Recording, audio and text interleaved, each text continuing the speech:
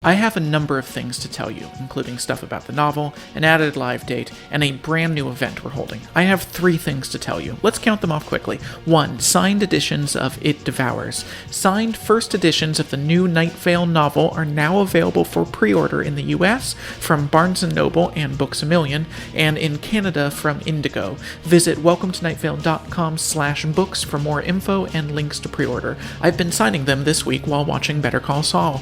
2. An extra All Hail in Europe. Yes, we are taking our new live show All Hail through the US this July, and Europe and the UK this September and October. Some of those dates are selling out fast. The London Theatre is the biggest we've ever played, and it's half sold out with 5 months to go, so get moving on that or miss your chance. But we are adding a date to that tour in a country we haven't been to. September 24th, we are going to Leuven, Belgium. Tickets for that on sale May 18th. Tickets for every other show already on sale, all at welcometonightvale.com. Click on live shows. Number 3, PodCon. Okay, I'm super excited about this. A number of us in podcasting have been looking for a podcast convention that would fit the reasons we make and listen to all this stuff. A podcast convention that approaches podcasting as the diverse and amazing art form it is, and centers the fans of podcasting rather than the business. And on December 9th and 10th in Seattle, we're holding the very first PodCon, a convention of, by, and for people who love podcasts, whether you make them or listen to them or both. We're doing this in partnership with Hank and John Green and their amazing team of convention builders who are behind stuff like VidCon, and the McElroy brothers, who have, between them, created most of the podcasts that exist. There will be live podcasts and panels and games and a ton of other stuff, and a bunch of our and your favorite podcasters will be there. But in order to know the full extent of what we can afford to do, we're launching it with an Indiegogo crowdfunding campaign. The more people we get on board now, the bigger we can make this event for everyone. We even have perks for people who can't attend in person, so take a look, everyone. All of that at podcon.com. We'll see you there. And hey, I think you're cool. There's a billboard along the highway that reads, "Everything must go." Welcome to Night Vale.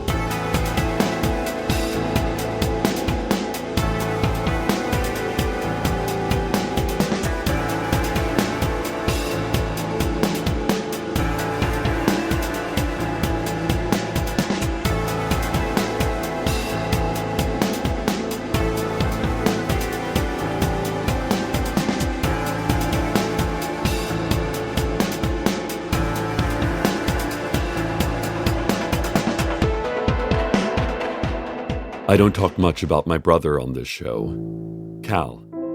He visited the other day from his home out near Eagle Farm, up in the mountains. He looked gaunt and pale. When I opened the door, he was bracing himself against the porch beam with one arm and coughing. Cal was holding a suitcase. It was old-fashioned, leather, the kind without wheels or an extendable handle. He drove to my house in a 1980 Mercury Monarch, brick red, 4 doors. The front left bumper was caved in, and the headlight, which looked to have been taped into place, had loosened again and fallen forward. I asked Cal what had happened to his car, and he said he didn't know what I was talking about. I asked about the bumper and headlight, and he said, "That's just how they make them, Cecil." Then he teased me for not understanding cars and walked into my home before I could invite him in. Have you ever opened a box only to find another box inside that box? And then you opened that box and there was another box within it. And then you kept opening boxes hoping to find the last box, but the boxes became so small your comparatively large fingers could no longer open them, until the box was so tiny you couldn't see the box at all. I'm not sure what that means. It's neither here nor there, which is to say, it's nowhere. Aquí, ahí, todo el mundo, no hay nada. I don't know Spanish. Yesterday afternoon, Hadassah McDaniels and the other 5-headed dragons, outraged at the partial execution of Hadassah's brother Hiram last fall, moved into City Hall. They displaced Mayor Cardinal and her staff, who then called upon the sheriff's secret police and the rarely seen double secret police, a police so secret that even their members do not know that they are members. Both the secret and the very surprised double secret police, just that morning informed of their jobs, showed up at City Hall and tried reasoning with the dragons. The dragons ignored the weak efforts of the police and made straight for City Council.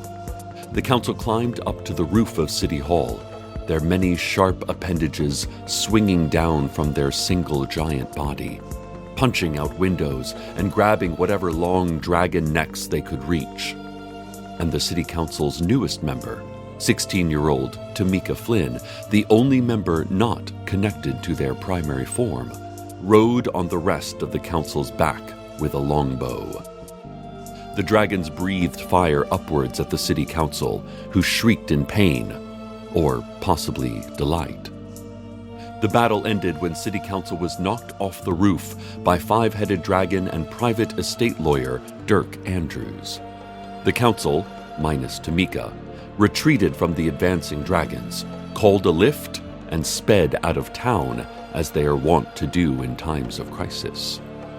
Tamika paced at the edge of the City Hall lawn, cursing and thwacking a well-worn copy of Glenn David Gould's Carter Beats the Devil into her calloused palm. Above the City Hall, a long, black slit was torn into the light blue sky, and no one reported seeing the moon. When Cal entered my house, I offered him some tea, and then called Carlos to come join us. But Cal said he doesn't drink, and Carlos didn't respond to my calls. I told Cal it was just tea, no alcohol, and he said he doesn't drink anything. I peeked into Carlos's office, but he wasn't there. Nothing was there. It was just an empty room. Carlos wasn't gone. He had never been there. And for a moment I did not miss him, as for a moment I did not remember he existed. It was just an empty room, I thought casually. Cal set down his suitcase and said, "You hear that, Cecil? You hear that noise?" He pointed straight up. "In the firmament?" he said. "Do you hear it?" he repeated. I listened, and I heard. I heard paper being torn. I heard weeds being pulled. I heard eggshells crumbling. When I looked back to say yes, he was holding his hand to his mouth and lurching forward over the sink. A trickle of blood ran down the outside of his hand. I could see his tongue moving rapidly along the insides of his cheeks as he let out small grunts. He finally removed his hand and spat sharply into the kitchen sink. I heard a loud rattling in the stainless steel basin and saw 2 teeth, unbroken, root bones and all, lying in the strainer. I stared at them and remarked at how long a human tooth actually is. Cal wiped his face and hands. "Nice to finally get rid of those," he said as he tore off pieces of paper towel and wedged them into the holes in his gums. Then he asked, "You got a girlfriend or what, little brother?" In my life with Cal, I had never told him I would never have a girlfriend. In Night Vale, no one cared either way, but I felt like Cal would have. In this other reality, I was single, so I only said no. He shrugged and scratched his head. As he did, a patch of dark hair fell to the floor. We watched it fall, lilting and looping slowly downward. Which falls faster, a brick or a tuft of hair? Carlos taught me this physics riddle. It's a trick question. The brick falls faster, not because of its weight, but because a brick falling is less horrifying than the unexpected loss of even a minor part of your body. Time does not slow down for that which is uninteresting. Better not look in the mirror, Cal said as he nervously simulated the sound of laughter. A dribble of blood ran down his chin and onto his chest. When the public library disappeared last week, no one celebrated nor mourned its absence, as we could barely remember it being there. In its place, a long black sliver of nothing, a hole in our universe near which no one wanted to go, except for Carlos, who's a scientist and wants to study everything, but I told him, no way. The pteranodons which poured out of a similar hole inside the rec center last month have taken over the barista district, building giant nests from canvas bean sacks and flyers promoting local bands and burlesque shows. Near the city hall, dozens of angels, more than I have ever seen at one time, are still surrounding the Hall of Public Records, demanding expedition of their application to be officially recognized as living beings. The angels are waving hand-drawn signs with phrases like, "Look at us." But their handwriting is so shaky as to make the typography quite distracting. So most bystanders did not notice the angels, but instead fixated on trying to read their signs. The angels are shouting, "It only works if you believe it does." But as this sentence has an erratic rhythm, it didn't catch on with many passers-by, many of whom were busy screaming and running from vengeance-minded dragons. Some even pointed into space and yelled, "The distant prince!" He's less distant than ever before. Cal told me stories of our youth, how, as kids, we would sneak out late at night and vandalize houses and cars for fun. Little things like stealing hood ornaments, or placing live scorpions in mailboxes, or making creepy ghost noises outside bedroom windows. He smiled as he regaled what was, for him, a funny story of boys being boys. But I didn't like his story. I could remember it, but I also knew it wasn't real at all. In his story, I was prying loose the aluminum ram's head at the front of a 1975 Dodge pickup with a flathead screwdriver. The truck was dark blue with tan leather bench seats. I remembered it was parked in front of a mid-century ranch-style home with a rock garden full of succulents and herbs. As Cal spoke, I could smell rosemary in the cool desert air. Cal placed his hands on his belly, and his eyes rolled back in his head. "You okay?" I asked. "It's just the after effects, man," Cal shrugged. "Hey, you remember when Mom used to take us to the library to read, but we would look up dirty words in the dictionary instead?" "Mom would have never put us in such danger," I protested. He stared at me for a moment, his head cocked sideways, an eyebrow raised. Then he lurched forward out of his seat onto his hands and knees and vomited onto the rug. We both stared at the viscous red stain, concerned. No, not concerned. Embarrassed. Let's have a look at the community calendar. This Thursday afternoon, the Faceless Old Woman and the Woman from Italy will be at the Night Vale Mall from noon to 4 p.m., offering bespoke tortures for anyone who walks by. The Woman from Italy will recite the unlucky passersby future pain in the form of a catchy poem, like, "The Woman from Italy will leave you in stitches. Not laughter, though she'll laugh. A sound which is full of diabolical torment and wicked behavior, as she flays you before your friends and your neighbors.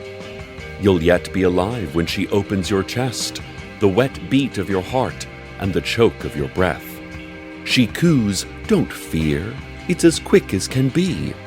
But in truth, there's years left to this misery." The Faceless Old Woman will simply write some harsh insults in silver Sharpie on the side of an eggplant and hurl it at your family. Saturday afternoon, the Nightvale PTA will be holding an emergency bake sale to raise money for the elementary school gym, recently burned down by Hadassah McDaniels. It's also a clearance sale to finally get rid of the storeroom full of baked goods that have gone unsold the past 2 years. Monday, another hole will open in the sky, and then another. Things will come, other things will go. I will remember that Michigan is a real state and its capital is Lansing, and that I once went camping with Cal and my mother and some family friends up near Higgins Lake when I was 9. Soon after knowing this, I will stop knowing it again. This has been the Community Calendar. I tried to explain to Cal that something was amiss. I had a sister, not a brother. I wasn't single, but married. I tried to show Cal photos of Abby and of my husband, Carlos. But when I went to our photo albums, they were different. There were photos of Cal and I as children, but none of Abby or Carlos or Steve or Janice or this radio station. None of a recognizable Nightvale. Based on our clothing and the cars and the fashions, no photo was older than, I'd say, the early 1980s. There was a picture of me as a teenager at Cal's wedding. I pointed at her and said, "Bethany. Still just as radiant, I bet." And Cal said, "Don't." "How is she these days?" I asked Cal, and he pushed me and shouted, "Don't." He started to cry. I kept my eyes down the hall toward the empty office. I knew someone should be in that empty room, someone I cared for, someone I loved, but I didn't know who. Cal's crying turned to sobbing, and he said, "I'm sorry, I didn't mean." I put my arm around him and said softly, I know, Cal. Shh. It's okay." "It's just when you asked about Bethany," he said. "You know she didn't. He couldn't finish the sentence, but I knew Bethany didn't. That year, most people didn't. But also, that's not how it happened. And also, I don't have a brother." He quivered in my arms, and above us I heard the sky tearing open. Smoke in the distance. Most days I see distant smoke. "You okay?" I asked my brother. "Yes," he said. Thank you for understanding." "Sure thing," I said to him. "Please, leave my house." And now, the weather. I'm not Robert Frost. If I wrote a poem about the weather, it would start in my car, digging out for an hour. And this town is all just dirt and earth and a little lie and a bigger hurt. No, I shouldn't have left my house in the first place, I guess. But I always go back to where I'm meant to be. I go back to where I'm meant to be. So on a polar high that I found one night, it was cold outside, where your frozen hands are so much like mine, but they don't compromise. Now I'm looking at the ground because I don't want you to leave. I know it's codependent, but I think it's kinda sweet. Out of every person in the city I could ever meet, leaving feels like losing, but I'm learning what I need. I go back to where I'm meant to be. I go back to where I'm meant to be. In the morning,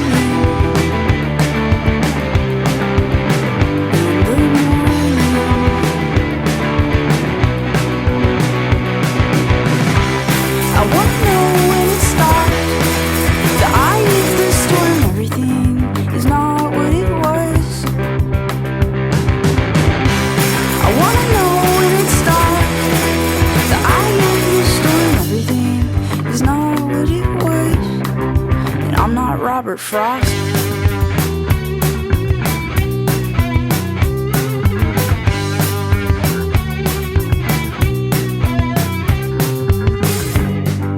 that I'd replied. I wish she hadn't died. I wish a lot of things. The day you lost your dog and I lost my car was a Saturday. But the frozen air and the frozen ice and the biggest hurts and the boldest lies are gonna disappear like the melting point, like my melting rules, like my melting life. I go back to where I'm meant to be. I go back to where I'm meant to be. And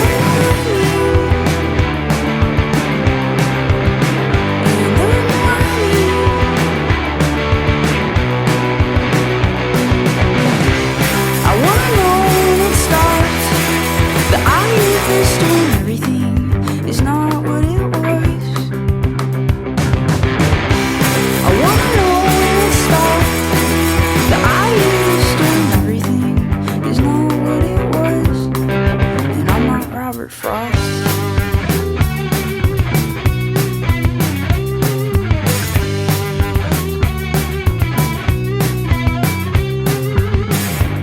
I'm not Robert Frost. If I wrote a poem about decision, it would start and it would end in the same place.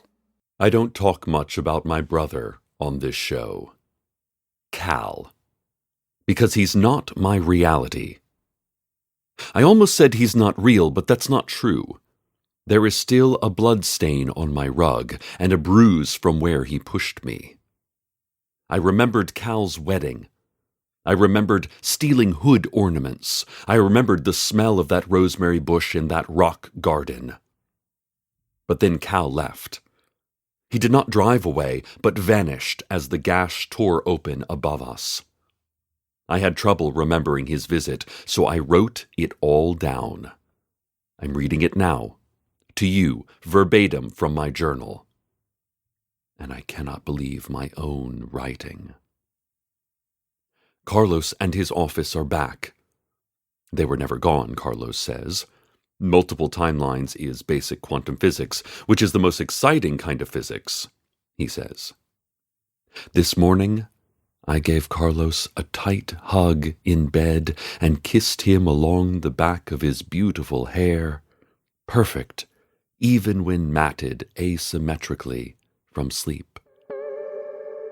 The angels are still standing around the Hall of Public Records, demanding that people look at them. There is one sign that says, "We're angels and we're totally real, and you're making a huge mistake not acknowledging that. Trust us, we're totally angels." And while I appreciate the sentiment, I do think they'd be better served hiring a copywriter or at least a decent graphic designer. Holes are tearing open across the sky, and I can barely hear myself thinking most days. The dragons have marched into the city jail, freeing all of the inmates, mostly political prisoners being held for an unnamed international leader, as well as a handful of college-aged drunk tankers. Mayor Cardinal, from her home, issued a statement about the disintegration of our town and bleeding together of realities. The statement reads, "My father, who died of liver cancer when I was 5, has returned. He arrived from a hole in our reality. I am choosing to go with him, Night Vale. I am choosing the world where he did not die, where I did not kill my double, where dragons did not destroy our town. Listen to the ripping of the firmament and find the world you prefer, Night Vale. All else is pain." Listeners, I beg you not to do this. This is the world we have built, right here. If you leave, if you don't accept it, it cannot hold together. Hold tight those you love, Night Vale. Not for fear of their loss, but for love of their presence. Hold on to what you know is real. Life is only a narrative, but it's a narrative we write together. Stay tuned next for... Huh? What whatever was on the schedule for this month has all been scribbled out with charcoal. And with the same charcoal, someone has scrawled a story about Huntokar across the entire broadcast calendar. So stay tuned for that, I guess. And for what it's worth, and for however long our own narrative has left, good night, Night Vale. Good night. Welcome to Night Vale is a production of Night Vale Presents. It is written by Joseph Fink and Jeffrey Craner and produced by Joseph Fink. The voice of Night Vale is Cecil Baldwin. Original music by Disparition. All of it can be found at disparition.info or at disparition.bandcamp.com. This episode's weather was Robert Frost by Mal Bloom. Find out more at malbloom.com. Comments, questions, email us at info@welcometonightvale.com or follow us on Twitter at Night Vale Radio, or do whatever you want. You were given free will for some reason. Check out welcometonightvale.com for more information on this show and our other shows, including the Orbiting Human Circus's new between-season presentation, The Second Imaginary Symphony. And while you're there, consider clicking the donate link. We like to make things for you. Today's proverb: you'll catch more flies with honey than with vinegar, but you'll catch even more with a corpse of some sort.